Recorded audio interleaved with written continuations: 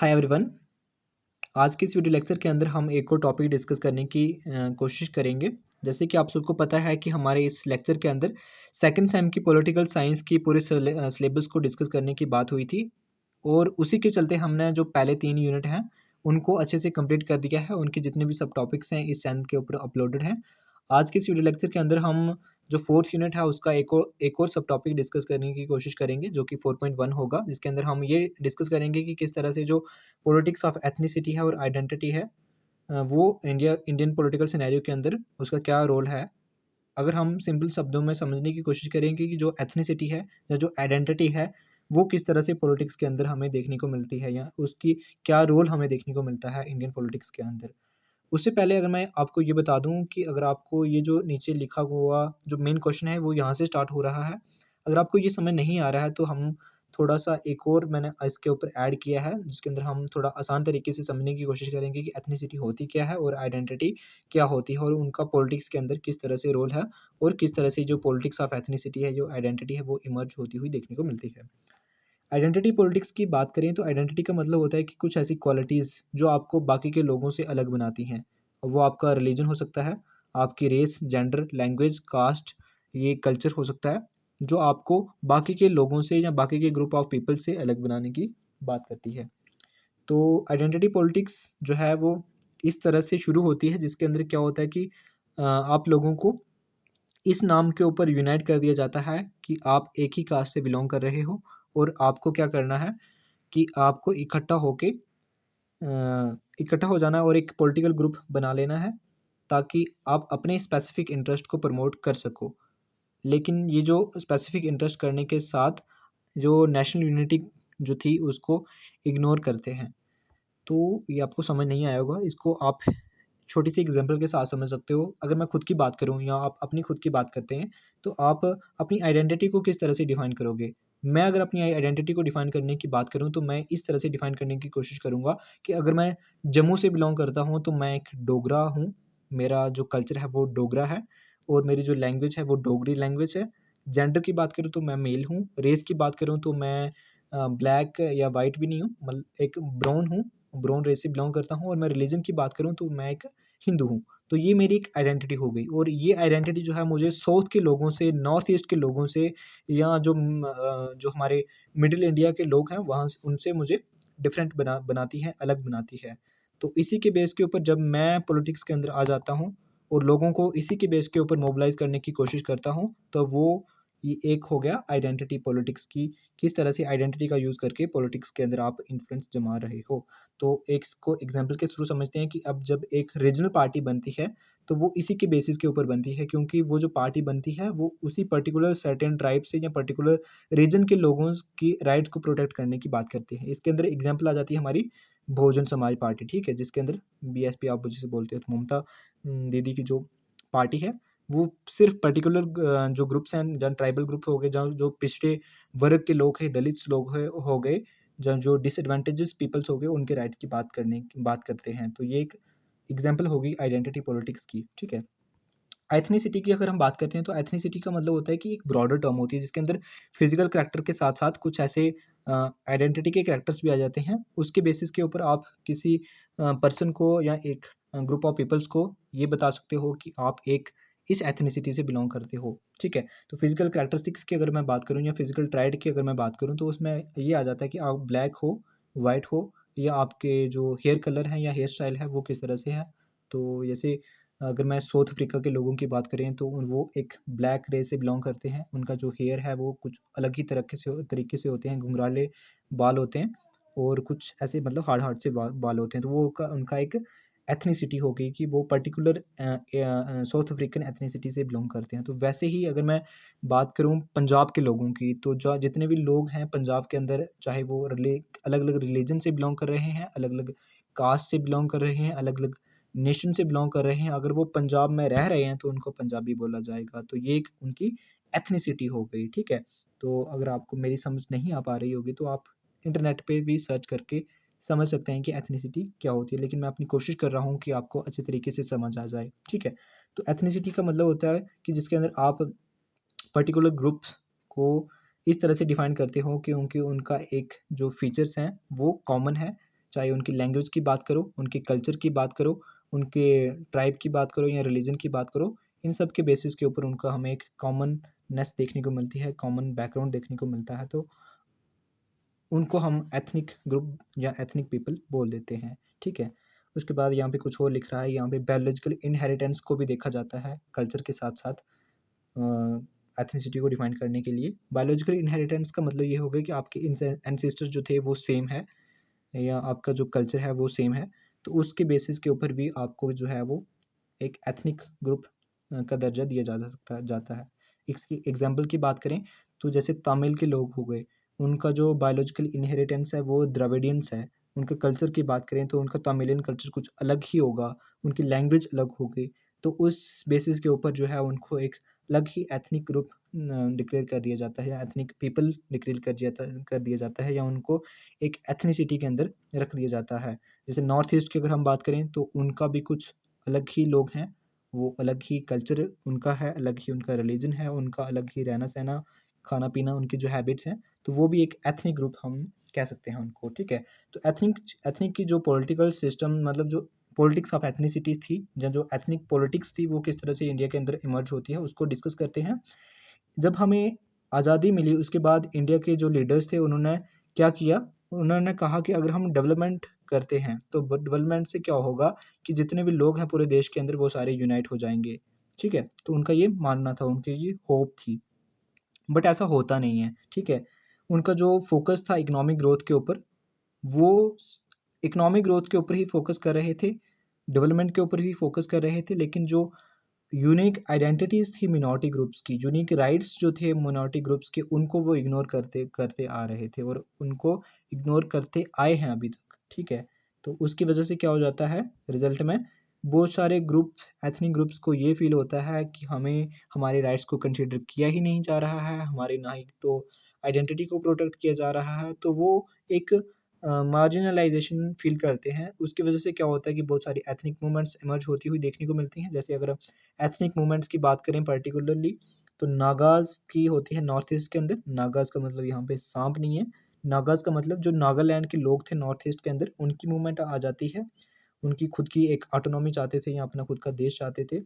Tamils की अगर हम बात करें तमिलनाडु के अंदर, सिख की बात करें पंजाब के अंदर, और कश्मीरी की बात करें जम्मू एंड कश्मीर के अंदर, इस तरह की हमें मूवमेंट्स हमें देखने को मिल जाती हैं। ठीक है, तो ये एक हमें एथनिसिटी या आइडेंटिटी पॉलिटिक्स जो है वो पॉलिटिकल सिनेरियो के अंदर या इंडियन पॉलिटिक्स सिस्टम के अंदर देखने को मिल जाती हैं। ये उसके बाद यहाँ से हमारा जो मेन क्वेश्चन है वो स्टार्ट होता है। अगर आप यहाँ पे पढ़ लो या आपको ये समझ नहीं आ रहा तो आप ऊपर से भी लिख सकते हो, लेकिन ये जो मेन क्वेश्चन है ये यहीं से स्टार्ट होता है। तो पॉलिटिक्स ऑफ एथनिसिटी और आइडेंटिटी मैंने आपको बता दिया कि जिसके अंदर क्या होता है कि आप एक सोशल ग्रुप के बेस के ऊपर या शेयर्ड कल्चर या लिंग्विस्टिक या रिलीजन रीजनल कैरेक्टरिस्टिक्स के बेस के ऊपर लोगों को मोबिलाइज करने की कोशिश करते हो एक पॉलिटिकल स्पेसिफिक पॉलिटिकल गोल को क्लेम करने के लिए या उसको अचीव करने के लिए। अगर हम इंडिया जैसी प्लूरलिस्टिक सोसाइटी की बात करें, प्लूरलिस्टिक सोसाइटी का मतलब ये हो गया कि यहाँ पे बहुत सारे डाइवर्सिटी है, उसके अंदर आइडेंटिटी पॉलिटिक्स जैसे एलिमेंट्स जो हैं वो कॉमन हो जाते हैं, एसेंशियल हो जाते हैं, और ये कॉन्टिन्यूस जो है वो काम करते आ रहे हैं जब से हमारी डेमोक्रेसी फंक्शन में है। ठीक है, तो ऑब्वियस सी बात है कि अलग अलग लोगों के लिए जो है वो अलग अलग अपनी चॉइसेस होती हैं, अपने अपने राइट्स होते हैं, अपनी अपनी आइडेंटिटी होती है, तो सरकार के लिए इतना वो पॉसिबल नहीं है कि वो सबको कंसिडर करती हुई चली चले। तो उसकी वजह से क्या होता है कि आइडेंटिटी पॉलिटिक्स तो इमर्ज होना बनता ही है और इमर्ज होती है। आइडेंटिटी पॉलिटिक्स के मीनिंग और नेचर की बात करें तो आइडेंटिटी पॉलिटिक्स मैंने आपको पहले भी बताया कि जब process by which people belonging to a specific social categories. Identity politics एक ऐसा प्रोसेस है जिसके अंदर क्या होता है कि जो लोग हैं वो एक स्पेसिफिक सोशल कैटेगरी से बिलोंग करते हैं, जिसके अंदर मान लीजिए जैसे वो किसी एक सच रेस से बिलोंग कर रहे हैं, कुछ ऐसे रिलीजन से बिलोंग कर रहे हैं, कुछ कास्ट से बिलोंग कर रहे हैं, उनकी कास्ट जो है वो सेम है, जो उनका जो रीजन है मान लीजिए नॉर्थ ईस्ट हो गया या कोई जो हमारा वेस्ट हो गया, साउथ हो गया, तो अगर उन सब लोगों का ये सेम है तो वो क्या करते हैं कि अपनी आइडेंटिटी पॉलिटिक्स शुरू कर देते हैं। वो अपनी यूनिक आइडेंटिटी को प्रोटेक्ट करने के लिए पॉलिटिकल डिमांड्स सेटअप करते करते हैं, पॉलिटिकल रिप्रेजेंटेशन चाहते हैं, अपने रिसोर्सेज चाहते हैं कि हमें भी कंसिडर किया जाए, उनकी रिकॉग्नाइजेशन की जाए। तो ये सारी चीज़ें हमें देखने को मिलती है कि लोग जो है वो एक ही क्लास के लोग इकट्ठा होके अपना पॉलिटिकल ग्रुप बना लेते हैं और उसकी वजह से प्रेशर गवर्नमेंट के ऊपर डालते हैं कि हमारे डिमांड्स को कंसिडर किया जाए, हमारी पॉलिटिकल रिप्रेजेंटेशन होनी चाहिए पॉलिटिक्स के अंदर, हमारी रिसोर्सेज हमें दिए जाएँ और हमारी जो रिकॉग्नाइजेशन है, हमारे कल्चर को प्रोटेक्ट करने की बात की जाए। तो ये एक आइडेंटिटी पॉलिटिक्स हो गई। And this form of politics often emerge from perceived historical injustice and systematic ना मतलब सिस्टेमिक ऑपरेशन। तो मतलब ये जो जिस तरह की पॉलिटिक्स है, ये इंडियन सिनेरियो के अंदर या इंडियन पॉलिटिक्स के अंदर इस तरह से इमर्ज हुई है क्योंकि जो हिस्टोरिकल इनजस्टिस होता हुआ आ रहा था इन लोगों के साथ। अगर मैं बात करूं दलित्स की, तो उनके साथ जो है वो पुराने ज़माने से, वैदिक टाइम से, मतलब लेटर वैदिक टाइम पे तो नहीं था, उसके बाद से ही उनके साथ अत्याचार हो रहा है और उसकी वजह से यहाँ पे इस तरह की पॉलिटिक्स हमें देखने को मिलती है। And it is particularly evident when national policies fail to acknowledge the unique experiences and aspiration of the special communities. तो ये तभी भी पॉसिबल हो जाता है जब कोई नेशनल पॉलिसीज लाई जाती है नेशनल गवर्नमेंट के द्वारा, तो वो उनके जो यूनिक एक्सपीरियंस है, उनके यूनिक राइट्स हैं, उनके जो डिमांड्स हैं, उनको वो एक्नॉलेज नहीं कर पाते हैं, तो उसकी वजह से भी हमें आइडेंटिटी पॉलिटिक्स देखने को मिलती है। तो लोग एक कॉमन फ्रंट पे आके पॉलिटिक्स करना शुरू कर देते हैं, ठीक है? तो वो नेशनल यूनिटी को इग्नोर कर देते हैं और सिर्फ अपने ही राइट्स की बात करते हैं। एथनिसिटी का क्या रोल रहता है, ठीक है? एथनिसिटी क्या होती है और उसका रोल क्या होता है? तो मैंने आपको बताया था कि एक एथनिसिटी जो है वो एक ब्रॉडर टर्म है जिसके अंदर फिजिकल कैरेक्टरिस्टिक्स भी आते हैं, फीचर्स भी आ जाते हैं और उनका शेयर्ड कल्चर, ट्राइट्स मतलब ऐसे मतलब विशेषताएं। ट्राइट्स का मतलब क्या होता है? विशेषताएं। तो कुछ ऐसी कल्चर विशेषताएं भी आ जाती हैं, जैसे अगर हम लैंग्वेज की बात करें, religion, custom, tradition and sense of common ancestry. तो इस बेसिस के ऊपर लोगों को आप एक एथनिसिटी या एक एथनिक ग्रुप डिक्लेयर कर सकते हैं। बेसिक बोथ फिजिकल फीचर भी और शेयर्ड कल्चर भी, ठीक है? तो ethnic identity can be formed on the basis of single tried. जो एथनिक आइडेंटिटी है वो इस बेसिस के ऊपर भी फॉर्म हो सकती है। एक सिंगल ट्राइड, एक सिंगल विशेषता के ऊपर भी फॉर्म हो सकती है। मान लीजिए एक एंगल लैंग्वेज हो गया या रिलीजन हो गया, या मल्टीपल ट्राइड्स के ऊपर, मल्टीपल विशेषताओं के ऊपर भी एथनिक आइडेंटिटी जो है वो फॉर्म हो सकती है किसी एक पर्सन की या किसी एक ग्रुप ऑफ पीपल्स की, जिसके अंदर मल्टीपल ट्राइब्स की अगर हम बात करें, जिसके अंदर उनका जो लैंग्वेज होगी वो सेम होगी, या उनका कल्चर सेम होगा, या उनकी कास्ट जो है वो कंबाइन होगी।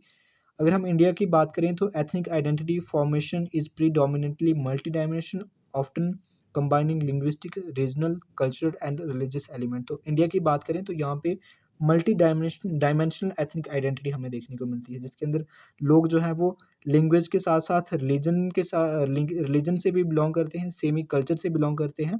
तो ये हमें देखने को मिलता है इंडिया के अंदर, ठीक है? उसके बाद ethnicity and national building in India. Post independence के बाद क्या होता है कि इंडियन जो पॉलिसी मेकर्स थे वो under the influence of Nehruvian and the Mahalanobis model of development, ठीक है?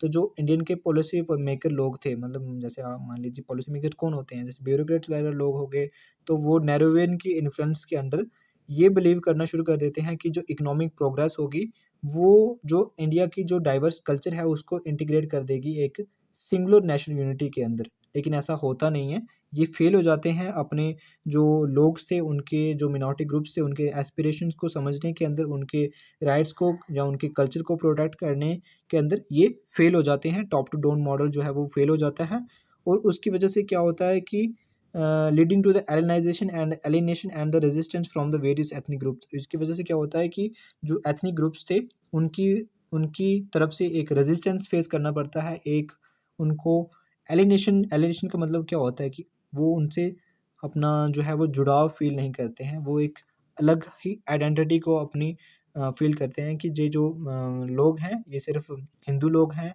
हिंदी को प्रोटेक्ट करते हैं, हमारी लैंग्वेज को प्रोटेक्ट नहीं करते, हमारी एथनिसिटी को प्रोटेक्ट नहीं करते। तो उनके अंदर एक फीलिंग आ जाती है कि हमें जहाँ पे नेगेट किया जा रहा है, एलिनेट किया जा रहा है। तो इस तरह से हमें चीज़ें देखने को मिलती हैं जब नेशनल पॉलिसी मेकर्स जो थे वो उनकी डिमांड को कंसिडर नहीं कर पाते हैं। अब आप जो है इस क्वेश्चन को टैकल करने के लिए कुछ ऐसे केसेस को मेंशन करोगे जिसके अंदर बहुत सारे केसेस आ सकते हैं। जैसे नॉर्थ ईस्ट की अगर हम बात करें तो with the ethnic complexity and the unique historical background, ठीक है? नॉर्थ ईस्ट के अंदर क्या था कि उनकी अलग ही एथनिसिटी थी, कॉम्प्लेक्स एथनिसिटी थी, उनका जो हिस्टोरिकल बैकग्राउंड था वो ही अलग था, जिसकी वजह से क्या होता है कि बहुत सारी एटनॉमी और सक्सेशनिस्ट मूवमेंट उभरती हुई देखने को मिलती हैं। अगर हम ग्रुप की बात करें तो नागालैंड के अंदर एथनिक मूवमेंट्स देखने को मिलती हैं, मिजोरम के अंदर मूवमेंट्स देखने को मिलती हैं, असम के अंदर मूवमेंट्स देखने को मिलती हैं। वो अपनी फीलिंग्स को प्रस्तुत करते हैं, ये बताते हैं कि हमें एक्सक्लूड किया जा रहा है और even question their Indian identity. तो वो अपनी आइडेंटिटी के ऊपर भी क्वेश्चन करते हैं कि हमें जो है वो हमारी आइडेंटिटी को प्रोटेक्ट किया जा रहा है कि नहीं किया जा रहा है, आप कर क्यों नहीं रहे हो, आप सिर्फ हमारे ऊपर जो हिंदुइवियन आइडेंटिटी है वो थोप रहे हो हमारे, बल्कि हमारी जो खुद की जो लोकल आइडेंटिटी है वो आपको उनको कंसिडर नहीं कर पा रहे हो और नहीं करते हो आप।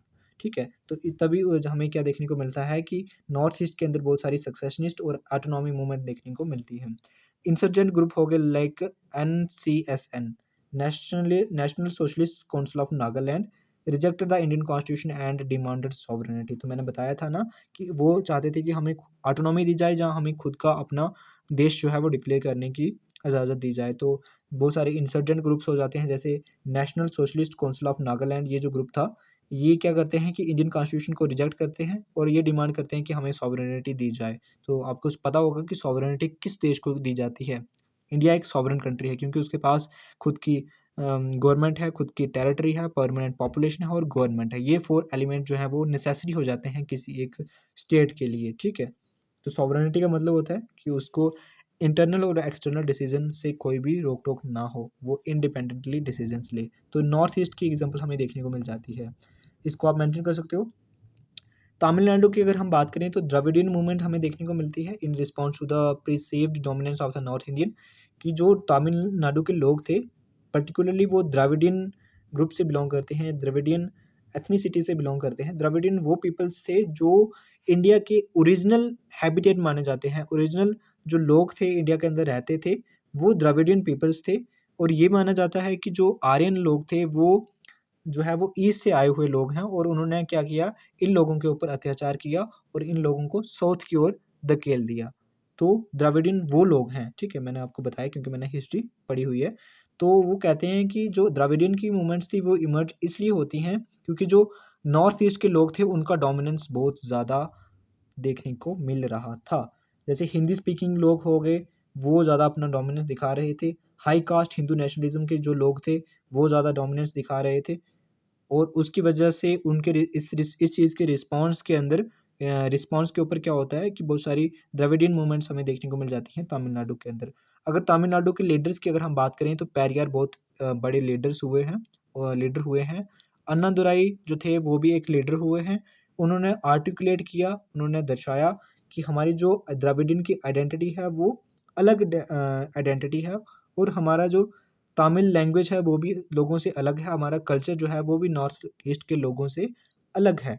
तो हमें उस चीज़ के ऊपर जो है वो रिकॉग्नाइजेशन मिल जानी चाहिए, ना कि हमारे ऊपर जो नॉर्थ इंडियन का डोमिनेंस है उसको थोपा जाए।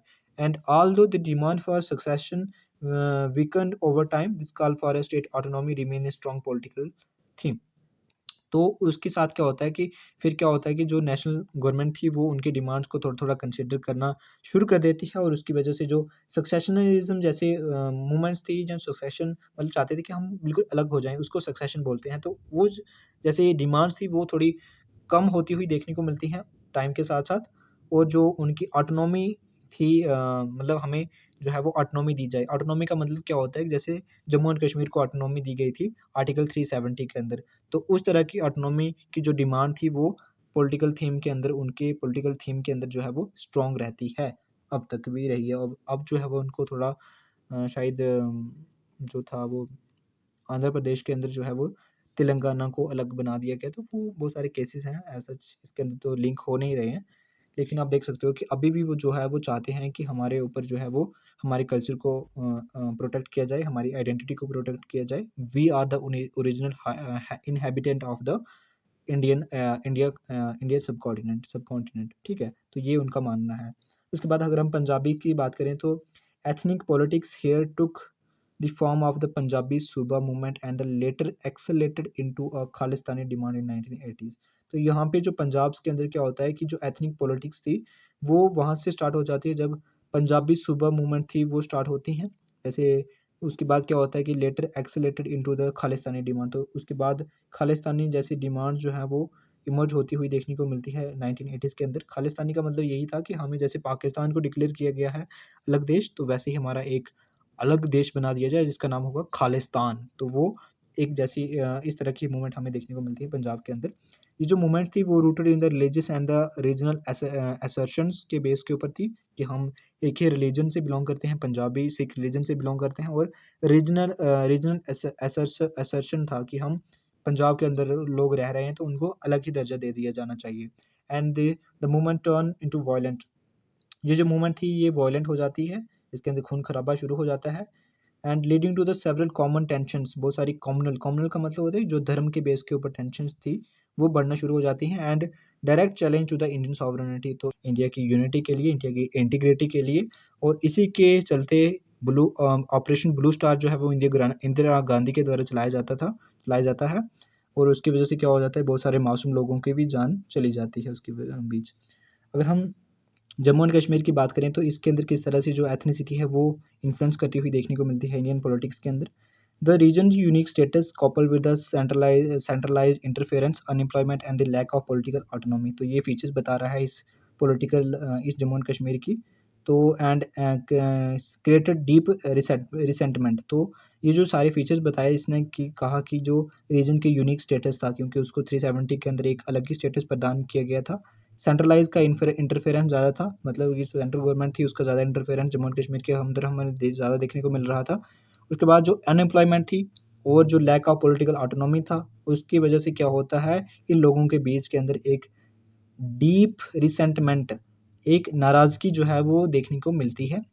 इंसर्जेंसी शुरू हो जाती हैं, external support from the Pakistan and the internal failure to address the regional aspiration meaningfully, तो इंसर्जेंसी शुरू हो जाती हैं, और जो एक्सटर्नल सपोर्ट था पाकिस्तान से, मिलिटेंसी, जैसे अगर आप समझ सकते हैं कि मिलिटेंसी शुरू हो गई जम्मू एंड कश्मीर के अंदर, और जो इंटरनल फेलियर था to address the regional aspiration meaningfully, तो जो इंटरनल फेलियर की अगर हम बात करें तो इसका मतलब ये है कि जो सरकार थी वो उन लोगों की डिमांड्स को समझ नहीं पा रही थी, वो जो चाहते थे उनको नेगेट किया जा रहा था, वहाँ पे सिर्फ ऑफ्स्पा जैसे एक्ट लगाए जा रहे थे। ऑफ्स्पा का मतलब होता है कि जिसके अंदर आप आर्मी को ज़्यादा पावर दे देते हो, आर्मी को आप ये कंट्रोल दे देते हो कि आप जिसको चाहे मार सकते हो, जिसके ऊपर आपको शक हो रहा है। तो वो जैसी चीज़ें जो थी वो जम्मू एंड कश्मीर के लोगों ने फेस की है, और उसकी वजह से उनके अंदर एक नाराज़गी, एक रिसेंटमेंट जैसी सिचुएशन क्रिएट हो जाती है, और उसकी वजह से यहाँ पे भी हमें एथनिसिटी जो है, एथनिक पॉलिटिक्स देखने को मिल जाती है।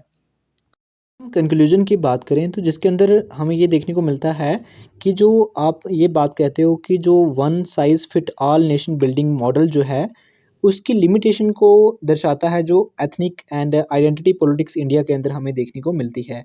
ये इस चीज़ को अंडरलाइन करती है कि जो आप नज़रिया, जो आप जिस नज़रिए से आप पूरे देश को चलाने की कोशिश करते हो, ये जो आप एक ही साइज़ के साथ, एक ही मॉडल के साथ पूरे नेशन बिल्डिंग को चलाने की कोशिश करते हो, ये सही नहीं है।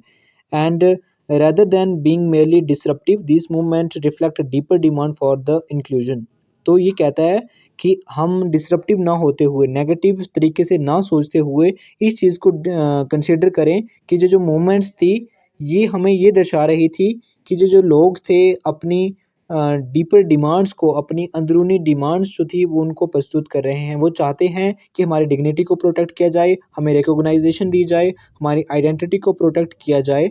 तो ये चीज़ हमें देखने को मिलती है अगर हम इसको पॉजिटिव तरीके से देखने की कोशिश करें। अगर हम ट्रूली डेमोक्रेटिक नेशन कहलाना चाहते हैं, या ट्रूली एक डेमोक्रेटिक नेशन जो होता है वो इस चीज़ को बैलेंस करता है कि जो नेशनल इंटीग्रेशन है कल्चरल ऑटोनॉमी के साथ, ठीक है। तो मतलब ये कह रहा है कि जो नेशनल इंटीग्रेशन है, मतलब जिसके अंदर आप पूरे देश के लोगों को, अब पूरे जितने भी लोग हैं उनको आप इंटीग्रेट करते जा रहे हो और कल्चरल ऑटोनॉमी उनको दे रहे हो।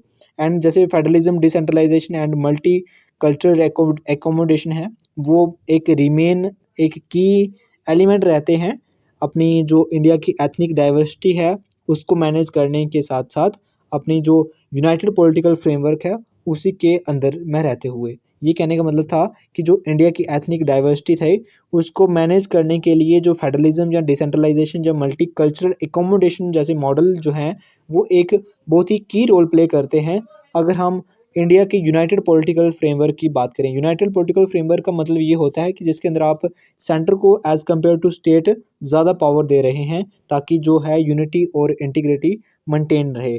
तो इसी के चलते हमारा जो कंक्लूजन है वो ख़त्म होता है और इस क्वेश्चन का एंड होता है। आपको मस्ट होता है कि आप जब एग्ज़ाम के अंदर क्वेश्चन लिखते हो तो आपको कंक्लूजन मेंशन करना होता है, जिसकी वजह से क्या होता है कि एक एग्जामिनर के ऊपर गुड इंप्रेशन पड़ता है। तो जब भी आप क्वेश्चन लिखो तो कंक्लूजन मेंशन करना मत भूलिएगा। तब तक के लिए बाय बाय, शुक्रिया।